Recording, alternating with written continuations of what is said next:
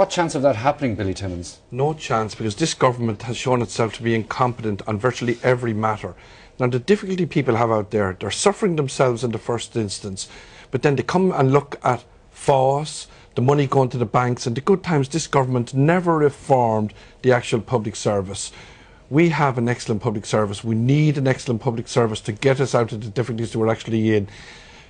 Cutbacks are going to have to be made because it's unsustainable. We are borrowing 70 million a day to make up the deficit. That's what we're borrowing, over 400 million a week. It cannot go on, but we've got to be fair and we've got to start at the top. And when it doesn't happen at the top, we cannot expect people in the vulnerable front line to take the hits. It shouldn't be the same people we go back to time and time again. And there are a lot of vulnerable people out there in the private sector and the public sector on low wages, but certainly the government will get no suss from us in this matter because we have consistently published policies. Even if they do the right thing by the economy? Well, it would be a first if they did the right thing by the economy. We have forwarded proposals on every occasion in advance of every budget, and the government actually have turned a blind eye to them to their cost. And there's tremendous anger out there, and we have kept a lid as a political party over the last couple of months on that anger. The anger was expressed to us day in, day out. We were told, go expose the government, but we kept a lid on it. But from now on, we're going to fully expose what this government has failed to do over the last couple of years. The last thing this country needs actually is industrial action,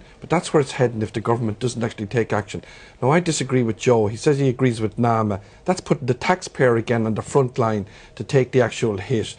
This government needs to bring everybody in, to be fair across the board. Irish people are resilient, they're fair, but if they see a small section, a vulnerable section being continuously hit, and right across the professional services, nothing being done to actually bring down the actual cost that people have when they attend professional services. The basic problem seems to be, it's summarised according to some analysts, as being the government wants pay cuts and no tax increases. The unions want tax increases and no pay cuts. How do you square that one, Billy Timmins? Well, we in Fine Gael have brought forward proposals. We believe that the emphasis should be on the cutback of government expenditure.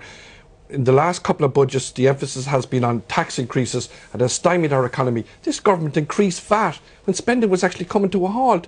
It actually increased the VAT rate and stopped it altogether, and as a result, our towns and our villages are empty on the weekends. Okay, Billy Timmins. Well, I think what's needed in this case is we need to see the previous holders of that position, how did they fare relative to John O'Donoghue. But I do think it is important. It's an independent constitutional position.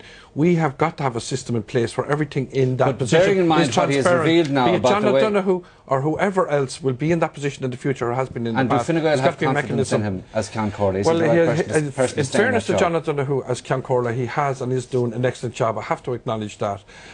There's a lot of unease about the revelations that are coming out. I don't want to see him being made a scapegoat, particularly the position he holds, but the only way the confidence can really be restored is by seeing the A to Z of what actually went on. Do you think he should give further explanations? Well, I think we've got to look at him. I think we've got to look. I don't think it's proper to actually put the position of Ceann Comhairle on trial here in the public media. We have got to look. Are you shocked by the revelations? Well, like I actually haven't. I haven't served in government, so I don't know. But I certainly am shocked at the revelations in the likes of FOS. So, is this symptomatic of what went on during the Celtic Tiger years? No, we need to. No, we need to see exactly what happened. It's not fair on on him. It's not fair on the position that he actually holds. The people who have been there before and may come after. There's got to be a mechanism in place. There's a vacuum there at the moment, and that's what's actually causing the difficulty. And we've got to seek as to how we can address that vacuum. Right, we'll leave it there. Billy Timmins of Fine Gael, thank you for joining us.